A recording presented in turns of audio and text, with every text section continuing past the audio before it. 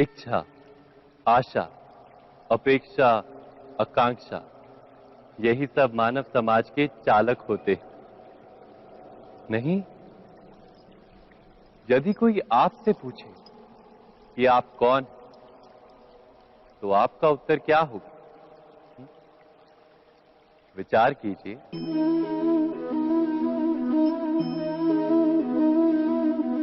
आप तुरंत ही ये जान पाएंगे कि आपकी इच्छाएं ही आपके जीवन की व्याख्या है। कुछ पाने से मिली सफलता, कुछ ना पाने से मिली निष्फलता ही आपका परिचय।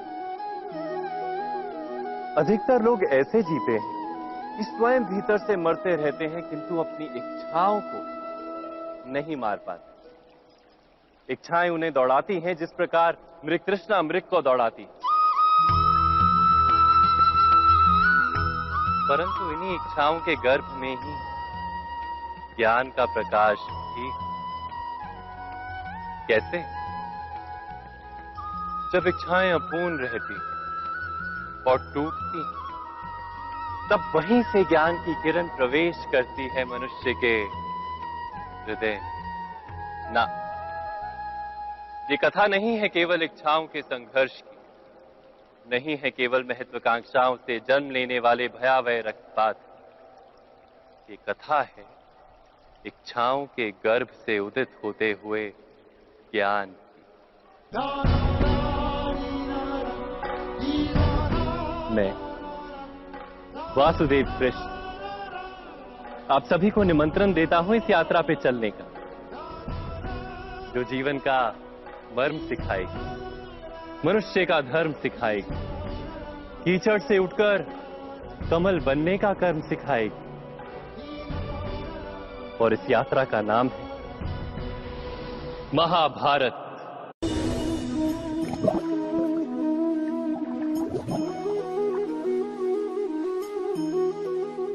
इस संसार में आने वाला प्रत्येक बालक संपूर्णतः संस्कार रहित होता है। उसके अंतर पर ना किसी अच्छे संस्कार के चिन्ह अंकित होते हैं, ना ही बुरे संस्कार के। अर्थात जन्म से बालक में ना कोई गुण होता है और ना ही कोई दोष। तो ये दोष अथवा गुण किस प्रकार प्राप्त होते हैं? क्या हमने कभी विचार किया है? जो बात माता पिता के मुख से निरंतर सुनी जाती है, वही बात उनकी संतानों के हृदय का संस्कार बनती है। जैसे किसी गांव में नदी तट तक एक पगडंडी बन जाती है केवल उस मार्ग पर बार बार चलने के कारण। अर्थात माता पिता के हृदय की इच्छाएं उनकी संतानों के हृदय का दोष अथवा गुण बनकर जन्म लेती हैं। क्या ये सत्य नहीं? पर फिर भी जब उनकी संतानों में कोई दोष दिखाई देता है, तो माता पिता आश्चर्य और दुख से भर जाते हैं। माता पिता का हृदय ये प्रश्न करता है कि उनकी संतानों में ये कुसंस्कार आए कहां से। सत्य तो यही है कि माता पिता अपनी संतानों को अनजाने में ही कुसंस्कार के बीज दे देते हैं, जो उनके संतानों की हृदय भूमि पर कुसंस्कार का वृक्ष बनकर उगता है। अर्थात अपनी संतानों को सुसंस्कारी और धर्ममय बनाने की आशा रखने वाले प्रत्येक माता पिता को प्रथम अपने हृदय की इच्छाओं पर अंकुश रखना क्या अनिवार्य नहीं?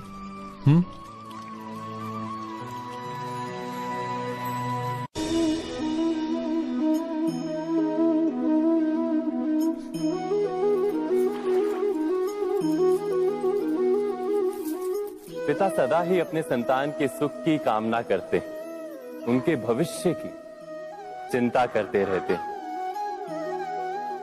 इसी कारणवश सदा ही अपने संतानों के भविष्य का मार्ग स्वयं निश्चित करने का प्रयत्न करते रहते हैं। जिस मार्ग पर पिता स्वयं चला है, जिस मार्ग के कंकर पत्थर को स्वयं देखा है, मार्ग की छाया, मार्ग की धूप को स्वयं जाना है, उसी मार्ग पर उसका पुत्र भी चले, यही इच्छा रहती है हर पिता की। निस्संदेह उत्तम भावना है ये। किंतु 3 प्रश्नों के ऊपर विचार करना हम भूल ही जाते हैं। कौन से प्रश्न? प्रथम प्रश्न, क्या समय के साथ प्रत्येक मार्ग बदल नहीं जाते? क्या समय सदा ही नई चुनौतियों को लेकर नहीं आता? तो फिर बीते हुए समय के अनुभव नई पीढ़ी को किस प्रकार लाभ दे सकते हैं? दूसरा प्रश्न, क्या प्रत्येक संतान अपने माता पिता की छवि होता है? हाँ, संतानों को संस्कार तो अवश्य माता पिता देते हैं, किंतु भीतर की क्षमता तो ईश्वर देते हैं। तो जिस मार्ग पर पिता को सफलता मिली है, विश्वास है कि उसी मार्ग पर उसकी संतानों को भी सफलता और सुख प्राप्त होगा। तीसरा प्रश्न, क्या जीवन के संघर्ष और चुनौतियां लाभकारी नहीं होती? क्या प्रत्येक नया प्रश्न एक नए उत्तर का द्वार नहीं खोलता? तो फिर संतानों को नए नए प्रश्नों, संघर्षों और चुनौतियों से दूर रखना, ये उनके लिए लाभ करना कहलाएगा या हानि पहुंचाना? अर्थात जिस प्रकार संतान के भविष्य का निर्माण करने के बदले उसके चरित्र का निर्माण करना श्रेष्ठ है, वैसे ही संतानों के जीवन का मार्ग निश्चित करने के बदले उन्हें नए संघर्षों के साथ जूझने के लिए मनोबल व ज्ञान देना अधिक लाभदायक नहीं होगा? स्वयं विचार कीजिए।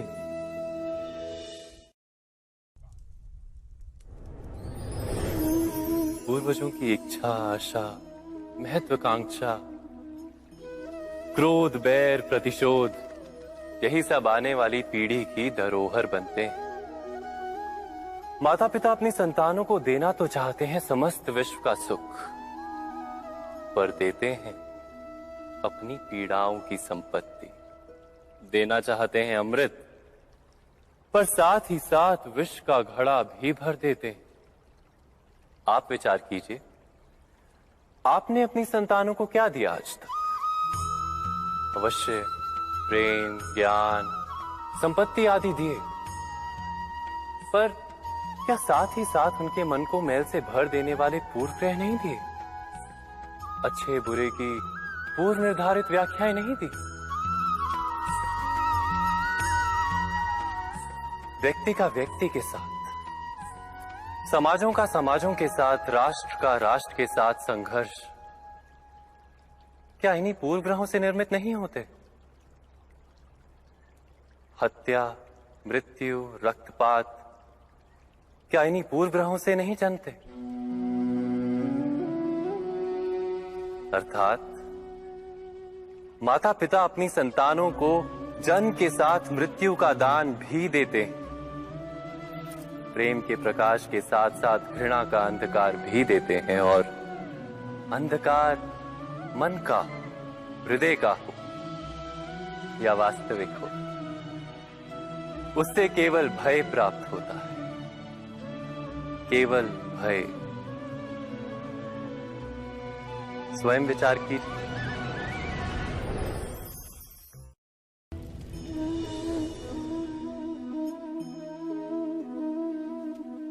मनुष्य का स्वभाव है कि वो स्वयं को, अपने परिवार को, अपनी संतानों को अधिकतम सुख प्राप्त हो ऐसी इच्छा रखता है।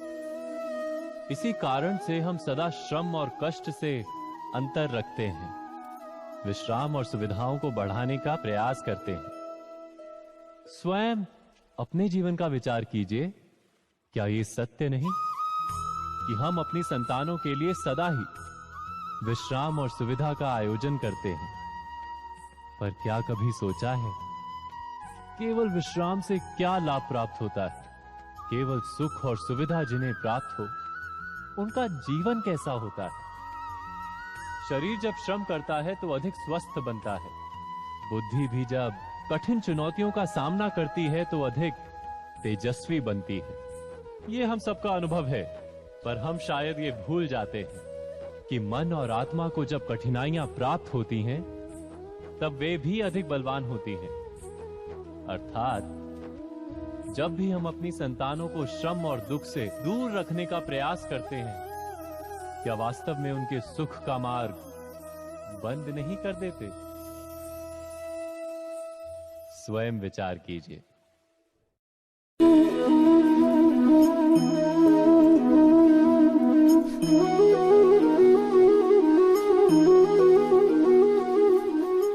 संतानों के भविष्य को सुख से भरने का प्रयत्न करना, यही हर माता पिता का प्रथम कर्तव्य होता है, जिन्हें आप इस संसार में लाएं और जिनके कर्मों से ये जगत आपका भी परिचय पाएगा भविष्य में। उनके भविष्य के सुख की योजना करने से अधिक महत्व और हो भी क्या सकता है। किंतु सुख और सुरक्षा, क्या ये मनुष्य के कर्मों से प्राप्त नहीं होते?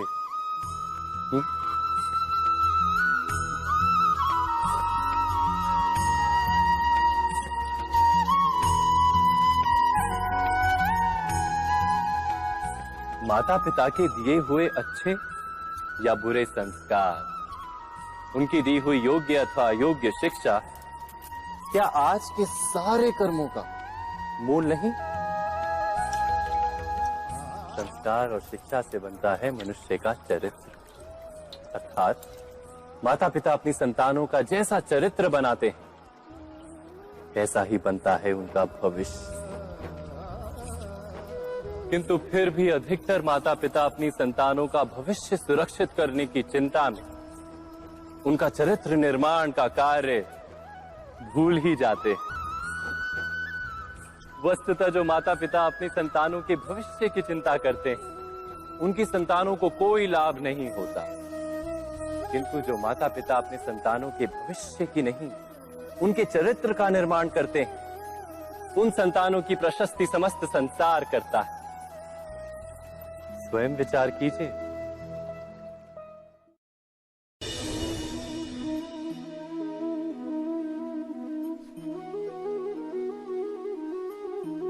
एक ही गुरु के पास शिक्षा प्राप्त करने वाले सारे शिष्य एक समान विद्या प्राप्त नहीं कर पाते।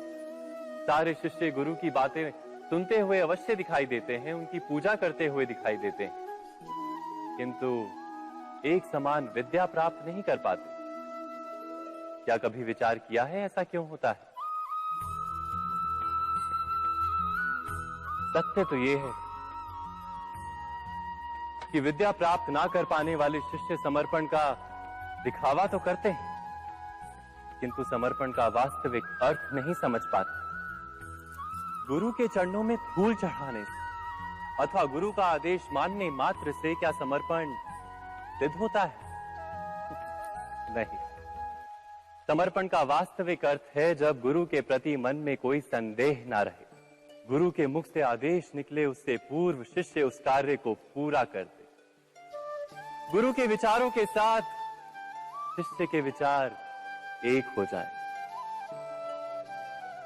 शिष्य जब तक अपने गुरु में ब्रह्मा विष्णु महेश इनके रूप ना देख ले, तब तक उसका समर्पण सत्य नहीं। वास्तव में समर्पण किसी कार्य का नाम नहीं, समर्पण तो हृदय की भावना और मन की स्थिति का नाम है। अर्थात हमारे अज्ञान में क्या दोष केवल हमारे मन का नहीं? स्वयं विचार कीजिए।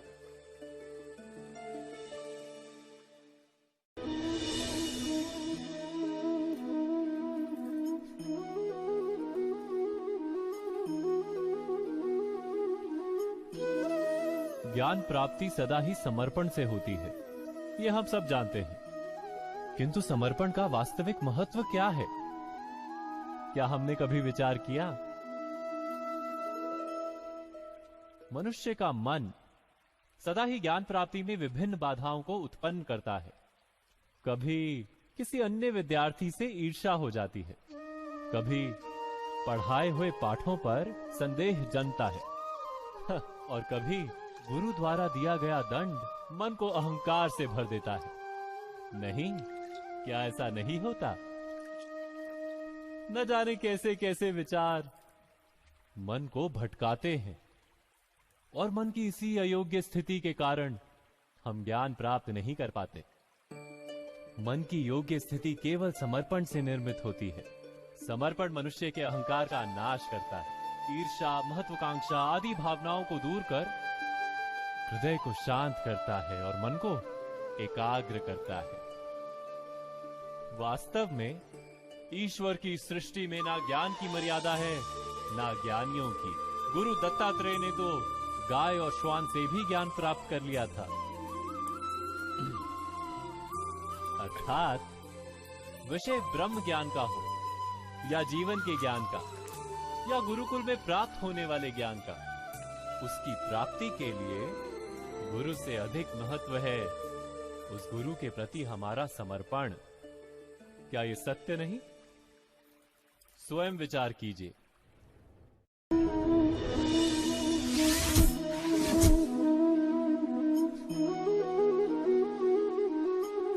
श्रेष्ठता का क्या अर्थ है? श्रेष्ठता का अर्थ है दूसरों से अधिक ज्ञान प्राप्त करना। अर्थात मूल्य इस बात का नहीं कि स्वयं कितना ज्ञान प्राप्त किया, मूल्य इस बात का है कि प्राप्त किया हुआ ज्ञान अन्य लोगों से कितना अधिक है। अर्थात श्रेष्ठता की इच्छा ज्ञान प्राप्ति को भी एक स्पर्धा बना देती है। और स्पर्धा में विजय अंतिम कब होती है?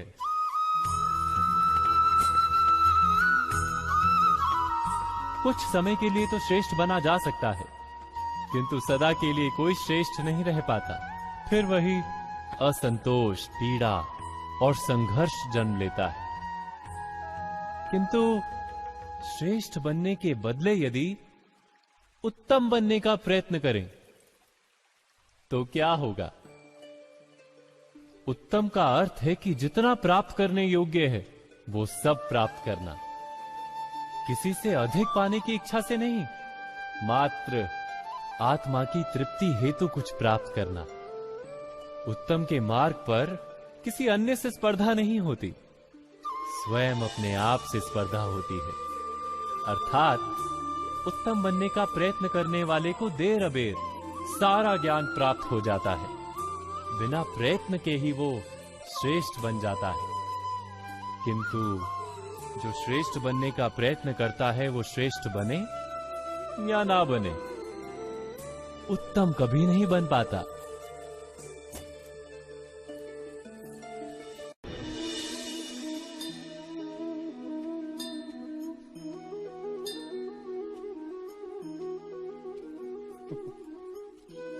जब जब मनुष्य के सामने कोई विकट स्थिति आती है तो मनुष्य ईश्वर से प्रार्थना करता है, ईश्वर के समक्ष याचना करता है कि वो स्थिति से उभरे।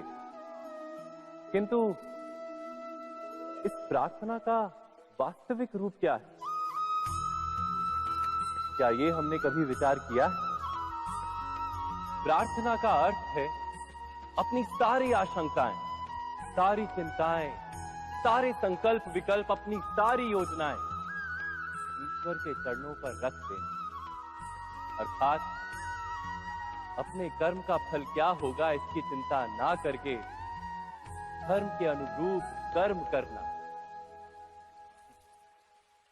ईश्वर की योजना को अपनी नियति मानना,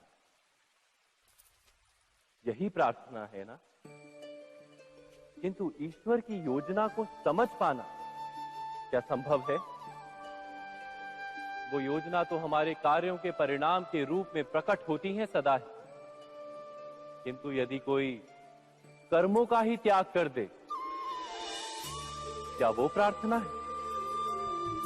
वास्तव में कर्म ही जीवन और फल के प्रति मोह ना रखना ही सच्ची प्रार्थना। जो प्रार्थना कर्म में बाधा बन जाए, मनुष्य को कार्य ही ना करने दे, वो प्रार्थना है या पराजय? स्वयं विचार कीजिए।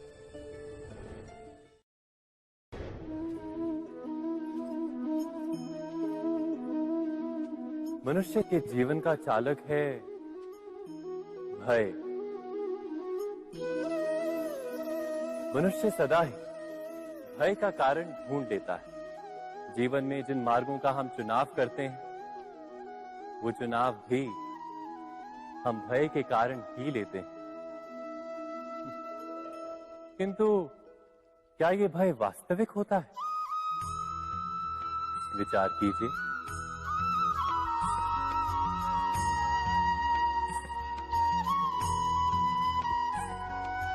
भय का अर्थ है आने वाले समय में विपत्ति की कल्पना, किंतु समय का स्वामी कौन?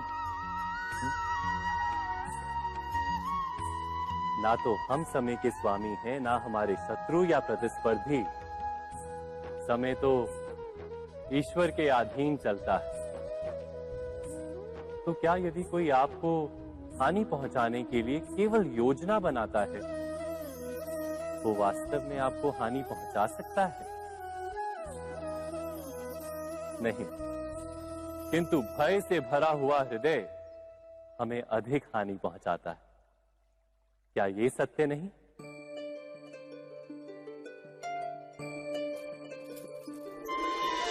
विपत्ति के समय भयभीत हृदय अयोग्य निर्णय करता है और विपत्ति को अधिक पीड़ादायक बनाता है, किंतु विश्वास से भरा हृदय विपत्ति के समय को भी सरलता से पार कर जाता है। अर्थात जिस कारण से मनुष्य हृदय में भय को स्थान देता है, भय ठीक उससे विपरीत कार्य करता है। क्या ये सत्य नहीं? स्वयं विचार कीजिए।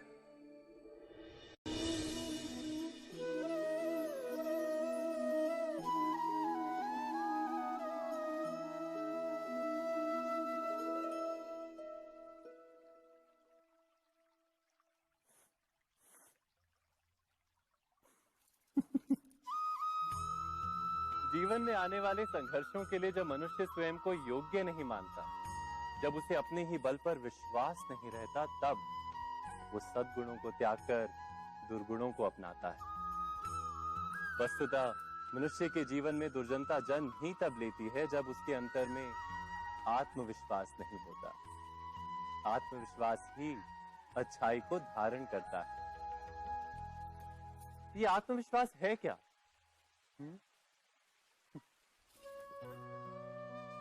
जब मनुष्य ये मानता है कि जीवन का संघर्ष उसे दुर्बल बनाता है, तो उसे अपने ऊपर विश्वास नहीं रहता। वो संघर्ष के पार जाने के बदले संघर्ष से छूटने के उपाय ढूंढने लगता है। किंतु जब वो ये समझता है कि ये संघर्ष उसे अधिक शक्तिशाली बनाते हैं, ठीक जैसे व्यायाम करने से देह की शक्ति बढ़ती, तो प्रत्येक संघर्ष के साथ उसका उत्साह बढ़ता है। अर्थात आत्मविश्वास और कुछ भी नहीं, मन की स्थिति, जीवन को देखने का दृष्टिकोण मात्र है। और जीवन का दृष्टिकोण तो मनुष्य के अपने वश में होता है। स्वयं विचार कीजिए।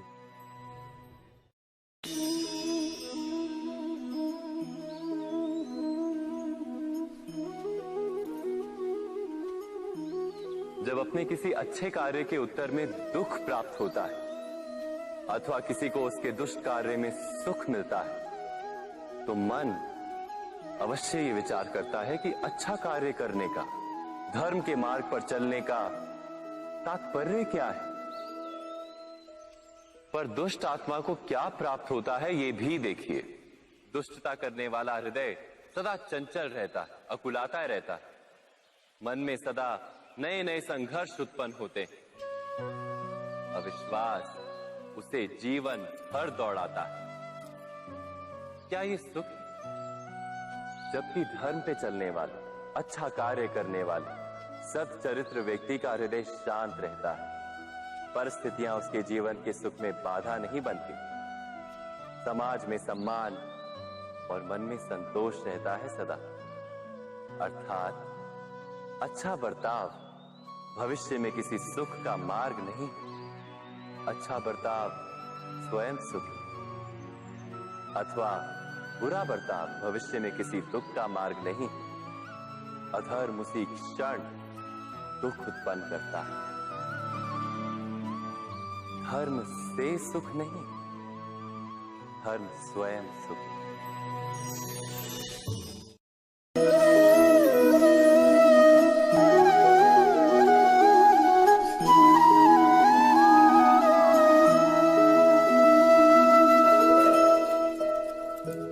जब किसी व्यक्ति को किसी घटना में अन्याय का अनुभव होता है तो वो घटना उसके अंतर को झकझोर देती है। समस्त जगत उसे अपना शत्रु प्रतीत होता है। अन्याय लगने वाली घटना जितनी बड़ी होती है, मनुष्य का हृदय भी उतना ही अधिक विरोध करता है। उस घटना के उत्तर में वो न्याय मांगता है और ये योग्य भी है। वास्तव में समाज में किसी भी प्रकार का अन्याय व्यक्ति की आस्था और विश्वास का नाश है। किंतु ये न्याय क्या है? न्याय का अर्थ क्या है? अन्याय करने वाले को अपने कार्य पर पश्चाताप हो और अन्याय भुगतने वाले के मन में फिर से विश्वास जगे समाज के प्रति। इतना ही अर्थ है ना न्याय का। किंतु जिसके हृदय में धर्म नहीं होता वो न्याय को छोड़कर बैर और प्रतिशोध को अपनाता है।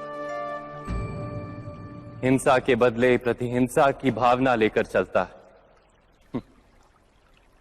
स्वयं भोगी हुई पीड़ा से कहीं अधिक पीड़ा देने का प्रयत्न करता है और इस मार्ग पर चलते अन्याय को भुगतने वाला स्वयं अन्याय करने लगता है। शीघ्र ही वो अपराधी बन जाता है। अर्थात न्याय और प्रतिशोध के बीच बहुत कम अंतर होता है और इसी अंतर का नाम है धर्म। क्या ये सत्य नहीं? स्वयं विचार कीजिए। व्यक्ति को जब उसके अपराध का दंड मिलता है तब कभी कभी उस न्याय को देखकर मन कचोटता है। प्रश्न उठता है हृदय में कि जब वो अपराध हुआ था तब व्यक्ति भिन्न था। उसके पश्चात उसने इतने पश्चाताप किए, स्वयं में इतना परिवर्तन किया, फिर उसे दंड क्यों मिले?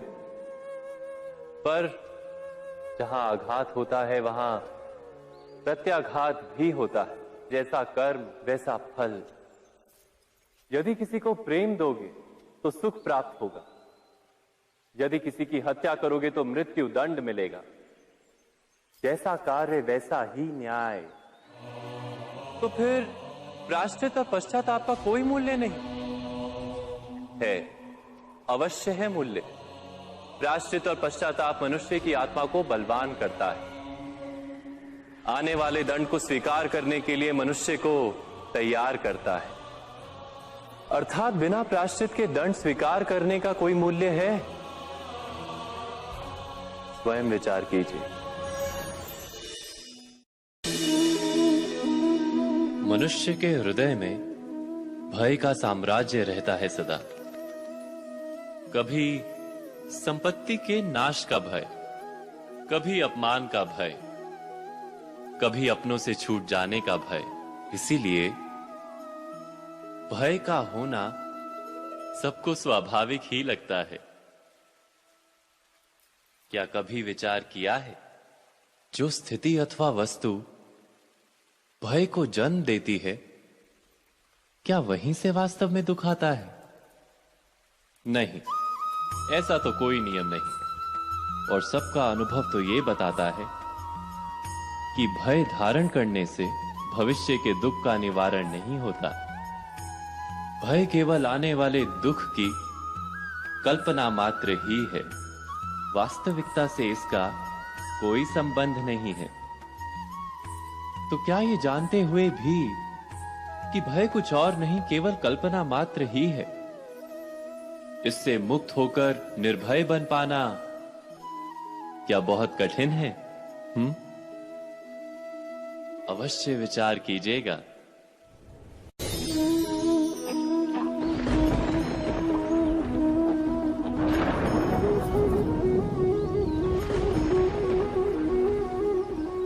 सपनों और पूर्वाभासों के आधार पर हम भविष्य के सुख दुख की कल्पना करते हैं। भविष्य के दुख का कारण दूर करने के लिए हम आज योजना बनाते हैं। किंतु कल के संकट को आज निर्मूल करने से हमें लाभ मिलता है या हानि पहुंचती है? ये प्रश्न हम कभी नहीं करते। सत्य तो ये है कि संकट और उसका निवारण साथ जन से, व्यक्ति के लिए भी और सृष्टि के लिए भी। नहीं, आप अपने भूतकाल का स्मरण कीजिए, इतिहास को देखिए। आप तुरंत ही ये जान पाएंगे कि जब जब संकट आता है तब तब उसका निवारण करने वाली शक्ति भी जन्म लेती है। यही तो जगत का चलन है। वस्तुतः संकट ही शक्ति के जन्म का कारण है। प्रत्येक व्यक्ति जब संकट से निकलता है तो एक पद आगे बढ़ा होता है, अधिक चमकता है, आत्मविश्वास से अधिक भरा होता है, न केवल अपने लिए अपितु विश्व के लिए भी। क्या ये सत्य नहीं? वास्तव में संकट का जन्म है एक अवसर का जन्म, अपने आप को बदलने का, अपने विचारों को ऊंचाई पर करने का अवसर, अपनी आत्मा को बलवान और ज्ञान मंडित बनाने का अवसर। जो ये कर पाता है उसे कोई संकट नहीं होता, किंतु जो ये नहीं कर पाता वो तो स्वयं एक संकट है विश्व के लिए। विचार कीजिए।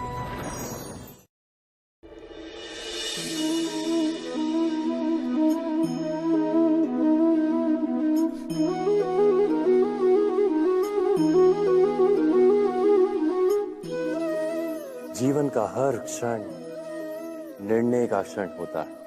प्रत्येक पद पर दूसरे पद के विषय में कोई निर्णय करना ही पड़ता है, और निर्णय अपना प्रभाव छोड़ जाता है।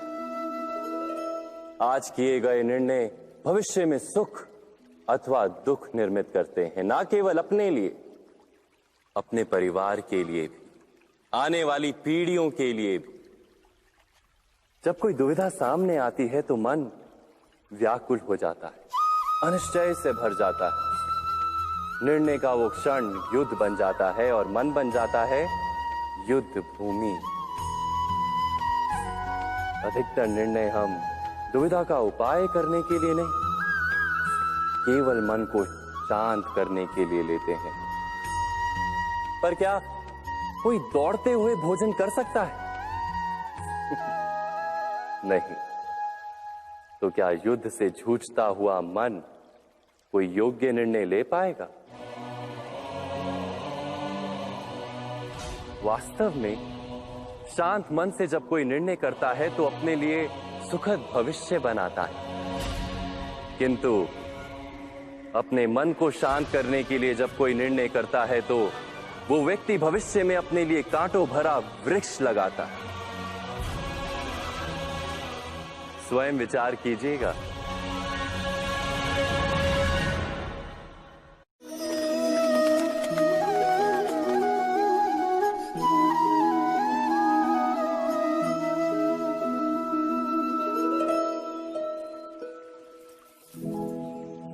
निर्णय के क्षण में हम सदा ही किसी अन्य के सुझाव, सूचना, मंत्रणा या परामर्श को आधार बनाते हैं, और हमारे भविष्य का आधार हमारे आज लिए गए निर्णय के ऊपर होता है। तो क्या हमारा भविष्य किसी अन्य के परामर्श, किसी अन्य के सुझाव का फल है? क्या हमारा संपूर्ण जीवन किसी अन्य की बुद्धि का परिणाम? क्या हमने कभी विचार किया है? सबका अनुभव है कि भिन्न भिन्न लोग एक ही स्थिति में भिन्न भिन्न परामर्श देते हैं। मंदिर में खड़ा भक्त कहता है कि दान करना चाहिए, और चोर कहता है यदि अवसर मिले तो इस मूर्ति के श्रृंगार चुरा। धर्म से भरा हृदय धर्ममय सुझाव देता है, और अधर्म से भरा हृदय अधर्म का परामर्श देता है। धर्ममय सुझाव का स्वीकार ही मनुष्य को सुख की ओर ले जाता है, किंतु ऐसे परामर्श का स्वीकार करना तभी संभव होता है जब हृदय में धर्म हो। अर्थात किसी का सुझाव अथवा परामर्श स्वीकार करने से पूर्व स्वयं अपने हृदय में धर्म को स्थापित करना क्या आवश्यक नहीं? स्वयं विचार कीजिए।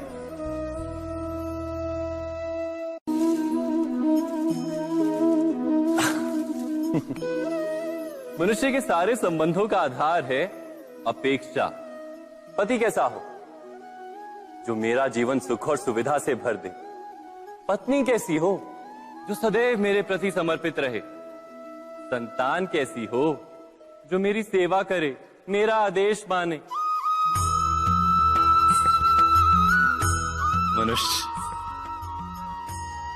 मनुष्य उसी को प्रेम भी कर पाता है जो उसकी अपेक्षा पूर्ण करता है, और अपेक्षा की तो नियति है भंग होना। कैसे? क्योंकि अपेक्षा मनुष्य के मस्तिष्क में जन्म लेती है। कोई अन्य व्यक्ति उसकी अपेक्षाओं के बारे में जान ही नहीं पाता। पूर्ण करने की प्रामाणिक इच्छा हो तब भी कोई मनुष्य किसी की अपेक्षाओं को पूर्ण नहीं कर पाता, और वहां से जन्म लेता है संघर्ष। सारे संबंध संघर्ष में परिवर्तित हो जाते। पर मनुष्य अपेक्षा को संबंध का आधार ना बनाए और स्वीकार करे केवल संबंध का आधार, तो क्या ये जीवन स्वयमेव सुख और शांति से नहीं भर जाएगा? स्वयं विचार कीजिएगा।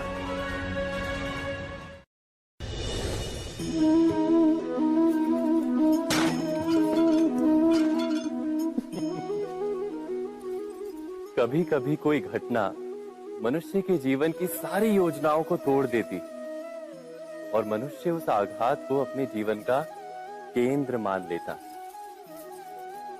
पर क्या भविष्य मनुष्य की योजनाओं के आधार पर निर्मित होते हैं? नहीं। जिस प्रकार किसी ऊंचे पर्वत पर सर्वप्रथम चढ़ने वाला उस पर्वत की तलाई में बैठकर जो योजना बनाता है, क्या वही योजना उसे उस पर्वत की चोटी तक पहुंचाती है? नहीं। वास्तव में वो जैसे जैसे ऊपर चढ़ता है वैसे वैसे उसे नई नई चुनौतियां, नई नई विडंबनाएं, नए नए अवरोध मिलते हैं। प्रत्येक पद पर वो अपने अगले पद का निर्णय करता है। प्रत्येक पद पर उसे अपनी योजनाओं को बदलना पड़ता है। कहीं पुरानी योजना उसे खाई में ना ढकेल दे। वो पर्वत को अपने योग्य नहीं बना पाता, केवल स्वयं को पर्वत के योग्य बना सकता है। क्या जीवन के साथ भी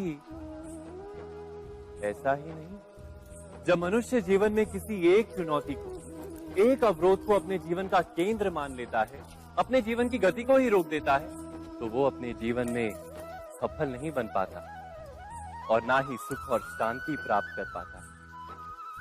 अर्थात जीवन को अपने योग्य बनाने के बदले स्वयं अपने को जीवन के योग्य बनाना ही सफलता और सुख का एकमात्र मार्ग नहीं। स्वयं विचार कीजिए।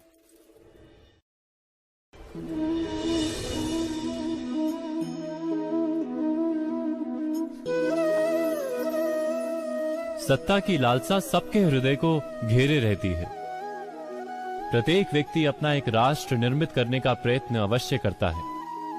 फिर वो राष्ट्र कुरु राष्ट्र की भांति बहुत बड़ा हो या फिर अपने परिवार तक सीमित हो, वो सत्ता प्राप्त करने का प्रयास अवश्य करता है। किंतु सत्ता का वास्तविक रूप क्या है? क्या हमने कभी विचार किया है? एक मनुष्य जितने अधिक लोगों के जीवन को प्रभावित कर सके, जितने अधिक लोगों के जीवन की स्वतंत्रता पर अंकुश रख सके, उतनी ही अधिक सत्ता का अनुभव करता है वो। सत्ता का वास्तविक रूप ही है अन्य के जीवन पर स्वयं का प्रभाव। किंतु क्या वास्तविक प्रभाव प्रेम, दया, करुणा और धर्म से निर्मित नहीं होता? जब भी मनुष्य कठोरता और अधर्म से सत्ता प्राप्त करने का प्रयत्न करता है, तब वो दूसरों के हृदय में विरोध अथवा विद्रोह को जन्म देता है, और परिणाम कुछ इस प्रकार। हाँ, कुछ समय के लिए वो स्वयं को प्रभावी और शक्तिशाली अवश्य पाता है, किंतु वो वास्तविक सत्ता नहीं। यही कारण है कि भृगु और वशिष्ठ जैसे ऋषियों की आज भी पूजा की जाती है, रावण और हिरण्यकश्यप की नहीं। इस पर तो आप विचार अवश्य करें। सत्य कहा ना।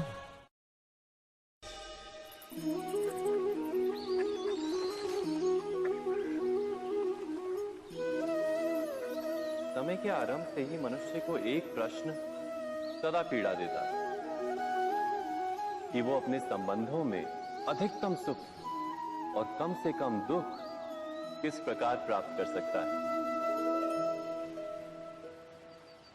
क्या आपके सारे संबंधों ने आपको संपूर्ण संतोष दिया है? विचार कीजिए। हमारा जीवन संबंधों पर आधारित है, हमारी सुरक्षा संबंधों पर आधारित है। इसी कारण हमारे जीवन के सारे सुखों का आधार भी संबंध है। किंतु फिर भी हमें संबंधों में ही अधिकतर दुख क्यों प्राप्त होते हैं? सदा ही संघर्ष भी संबंधों से ही उत्पन्न क्यों हो जाते हैं? कभी विचार किया है? जब कोई व्यक्ति किसी अन्य व्यक्ति के विचार अथवा कार्य को स्वीकार नहीं करता, उसमें परिवर्तन करने का प्रयत्न करता है, तो संघर्ष जन्म लेता है। अर्थात जितना अधिक अस्वीकार उतना ही अधिक संघर्ष, और जितना अधिक स्वीकार उतना ही अधिक सुख। क्या ये वास्तविकता नहीं? यदि मनुष्य स्वयं अपनी अपेक्षाओं पर अंकुश रखे, अपने विचारों को परखे, किसी अन्य व्यक्ति में परिवर्तन करने का प्रयत्न ना कर स्वयं अपने भीतर परिवर्तन करने का प्रयास करे, तो क्या संबंधों में संतोष प्राप्त करना इतना कठिन?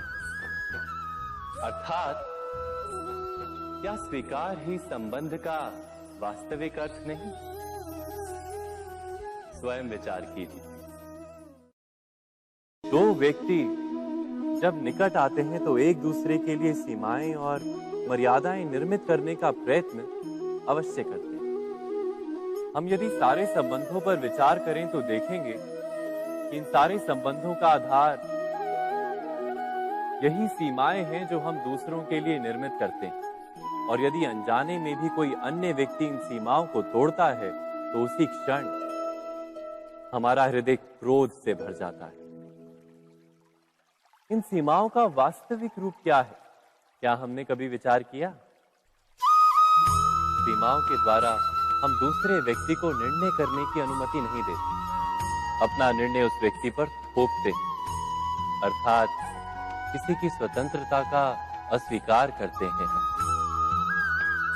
और जब स्वतंत्रता का अस्वीकार किया जाता है तो उसका हृदय दुख से भर जाता है, और जब वो सीमाओं को तोड़ता है तो हमारा हृदय क्रोध से भर जाता है। क्या ऐसा नहीं होता?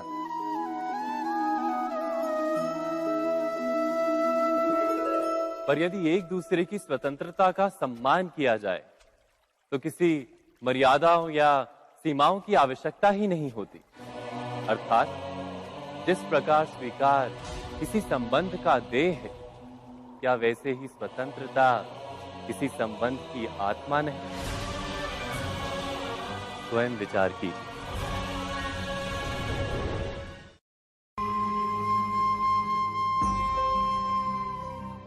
प्रत्येक मनुष्य के जीवन में ऐसा क्षण अवश्य आता है जब सारे स्वप्न, सारी आशाएं, सारे दृश्य ध्वस्त हो जाते हैं। जीवन के सारे आयोजन ही बिखर जाते हैं। एक और धर्म होता है और दूसरी ओर सुख। इसी को धर्म संकट कहते हैं। जब धर्म का वहन ही संकट हो और धर्म का त्याग ही सुख हो। विचार कीजिए, कभी किसी स्वजन के विरुद्ध सत्य बोलने का अवसर प्राप्त हो जाता है, कभी ठीक दरिद्रता के समय सरलता से चोरी करने का मार्ग प्राप्त हो जाता है, कभी किसी शक्तिशाली राजनेता या राजा के कर्मचारी का अधर्म प्रकट हो जाता है। सबके जीवन में ऐसी घटना बनती ही रहती है। अधिकतर लोग ऐसे किसी क्षण को धर्म संकट के रूप में जान ही नहीं पाते। हमें किसी प्रकार के संघर्ष का अनुभव ही नहीं होता। सहजता से सुख की ओर खींचे चले जाते हैं, जैसे मक्खी गुड़ की ओर खींची चली जाती। वास्तव में धर्म संकट का क्षण ईश्वर के निकट जाने का क्षण होता है। यदि हम संघर्षों से भयभीत ना हो, सुख की ओर आकर्षित ना हो, अपने धर्म पर दृढ़ रहे, तो ईश्वर का साक्षात्कार दूर नहीं।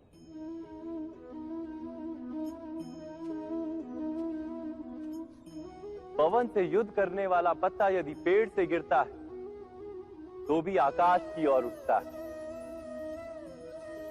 पवन से झुकने वाली घास वहीं भूमि पर रह जाती। अर्थात धर्म संकट से यदि हम संकट को ही टाल दें तो सुख तो मिलता है, जीवन बढ़ता है, किंतु क्या चरित्र नहीं टूटता? क्या आत्मा दरिद्र नहीं हो जाती? क्या ईश्वर से अंतर नहीं हो जाता? स्वयं विचार कीजिए। जब भी किसी की आशा और इच्छा भंग होती है तो उसका हृदय क्रोध से भर जाता है। जिस व्यक्ति को वो अपना अपराधी समझता है उसे दंड देने का प्रयत्न करता है। पर क्या हमारी इच्छा या आशा का भंग होना क्या सदा ही किसी का अपराध होता है? इच्छाओं के अपूर्ण रहने के तो कई कारण हो सकते हैं। कुछ तो संजोग के कारण अधूरी रह जाती हैं और कुछ नियति के कारण। और कभी कभी इच्छाओं का स्वरूप ही ऐसा होता है कि वो पूर्ण नहीं हो पाती। बिना परिस्थिति पर विचार किए किसी को अपराधी मान लेना न्याय नहीं, प्रतिशोध है। न्याय का आधार तो दया है, करुणा है, और प्रतिशोध का आधार क्रोध, अहंकार। अर्थात हृदय में करुणा धारण किए बिना किसी के अपराध के विषय में विचार करना, किसी को दंड देना, क्या अपने आप में ही अन्याय नहीं? स्वयं विचार कीजिए।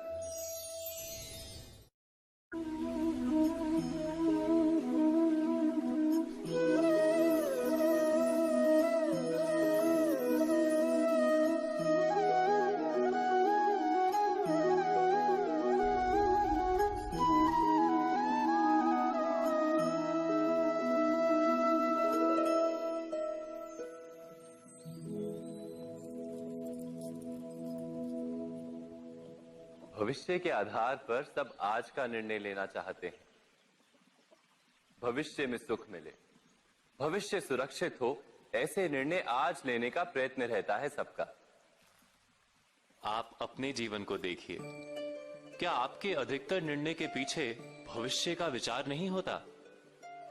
और हो भी क्यों ना, अपने जीवन को सरल और सुखमय बनाने का प्रयत्न करने का अधिकार सबका है। पर भविष्य तो कोई नहीं जानता, केवल कल्पना ही की जा सकती है। तो जीवन के सारे महत्वपूर्ण निर्णय कल्पनाओं के आधार पर ही करते हैं हम। क्या निर्णय करने का कोई तीसरा मार्ग हो सकता है? विचार कीजिए। सारे सुखों का आधार धर्म है और वो धर्म मनुष्य के हृदय में बसता है। तो प्रत्येक निर्णय से पूर्व स्वयं अपने हृदय से ये प्रश्न अवश्य पूछ लेना कि ये निर्णय स्वार्थ से जन्मा है या धर्म से। क्या इतना पर्याप्त नहीं? भविष्य के बदले धर्म का विचार करने से क्या भविष्य अधिक सुखपूर्ण नहीं होगा? स्वयं विचार कीजिए।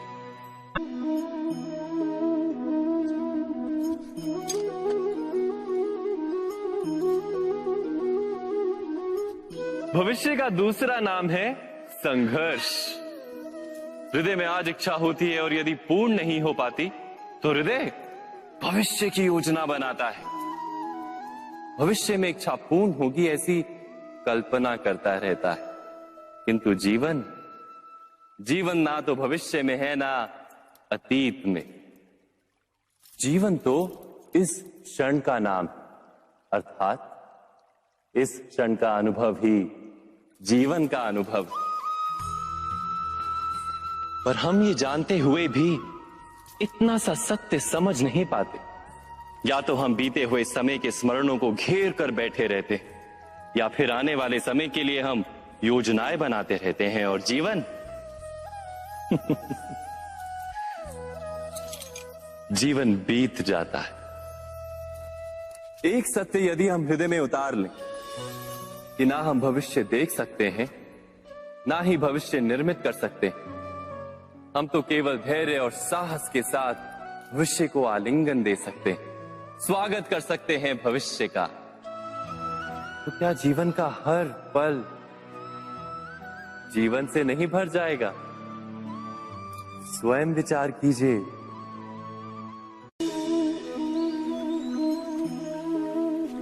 सबके जीवन में ऐसा प्रसंग अवश्य आता है कि सत्य कहने का निश्चय होता है हृदय में, किंतु मुख से सत्य निकल नहीं पाता। कोई भय मन को घेर लेता है। किसी घटना अथवा प्रसंग के बारे में बात करना, या फिर स्वयं से कोई भूल हो जाए उसके बारे में कुछ बोलना, क्या ये सत्य है? नहीं, ये तो केवल तथ्य है। अर्थात जैसा हुआ था वैसा केवल बोल देना सामान्य सी बात है। किंतु कभी कभी उस तथ्य को बोलते हुए भी भय लगता है। कदाचित किसी दूसरे की भावनाओं का विचार आता है मन, दूसरे को दुख होगा ये भय भी शब्दों को रोकता है। तो ये सत्य क्या है? क्या हमने कभी विचार किया है? जब भय रहते हुए भी कोई तथ्य बोलता है तो वो सत्य कहलाता है। वास्तव में सत्य कुछ और नहीं, केवल निर्भयता का दूसरा नाम है। और निर्भय होने का कोई समय नहीं होता, क्योंकि निर्भयता आत्मा का स्वभाव है। अर्थात क्या प्रत्येक क्षण सत्य बोलने का क्षण नहीं होता?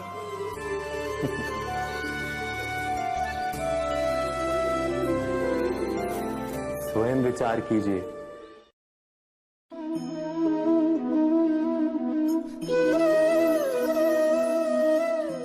परंपरा में धर्म बसता है और परंपराएं ही धर्म को संभालने का कार्य करती हैं, ये सत्य है। पर क्या केवल परंपरा ही धर्म है? विचार कीजिए। सत्य तो यह है कि जिस प्रकार पाषाण में शिल्प होता है, उसी प्रकार परंपरा में धर्म होता है। इस पत्थर में शिल्प है, ये पत्थर शिल्प नहीं। शिल्प को उजागर करने के लिए उसे तोड़ना पड़ता है, अनावश्यक भागों को दूर करना पड़ता है।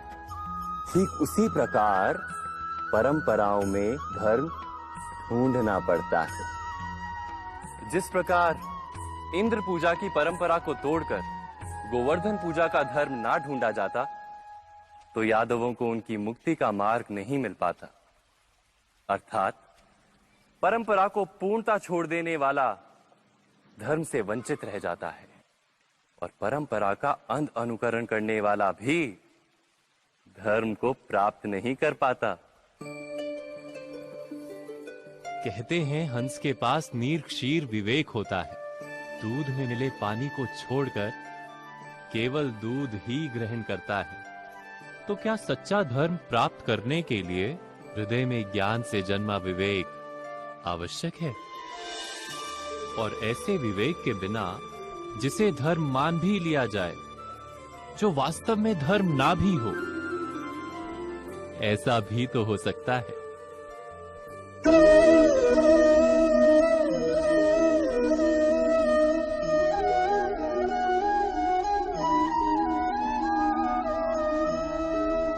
महाभारत का ये युद्ध, महाभारत की ये कथा अनेक सत्यों को प्रस्थापित करती है। महानतम सत्य ये कि अलगपन और भिन्नता ही अधर्म का मूल है और एकात्मता ही धर्म का आधार है। कैसे?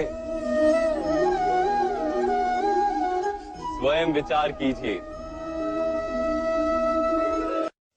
मनुष्य का हृदय सुख की आशाओं से, सत्ता और संपत्ति की इच्छाओं से घिरा रहता है सदा। किंतु सामान्य रूप से मनुष्य अपने माता पिता, संतानों, भाई बहन या पत्नी के साथ उचित व्यवहार ही करता है, कोई अन्याय नहीं करता। वो सुख और संपत्ति को समान भागों में बांटकर भोगता है, क्योंकि वो ये जानता है कि उसके सुख का आधार है उसका परिवार, उसके सुख का कारण है उसका परिवार।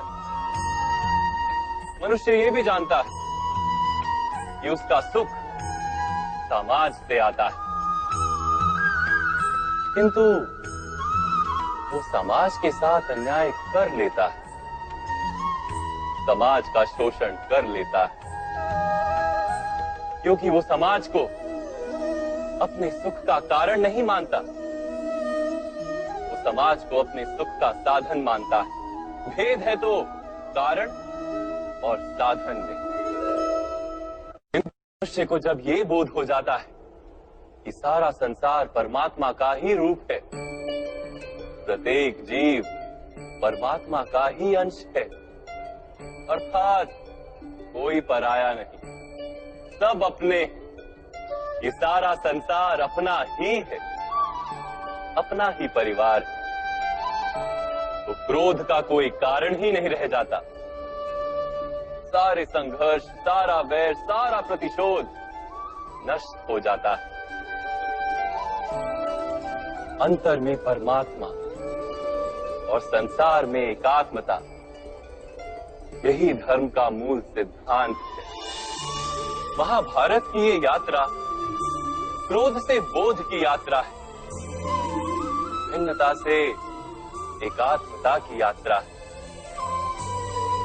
भूमि पर वास करने वाली प्रजा जब तक इस महाभारत की कथा को अपने स्मरणों में जीवित रखेगी, तब तक ऐसा विध्वंस पुनः नहीं होगा। कोई भी शक्ति इसकी महत्ता का वस्त्र हरण नहीं कर पाएगी। इस यात्रा में मेरे साथ प्रवास करने वालों को मैं अभिनंदन देता हूं। उनके हृदय में धर्म का बीज स्थापित, कल्याण, संसार का कल्याण। ओम सहना भवतु। ईश्वर हमारा रक्षण करे। सहनो भुनक्तु। हम सब मिलकर सुख भोगे। सहवीर्यम करवावहे। एक दूसरे के लाभ प्रयास करें। तेजस्विनावधितमस्तु। हम सबका जीवन तेज से भर जाए। मां विद्विषावहे। परस्पर कोई द्वेष या ईर्ष्या ना हो।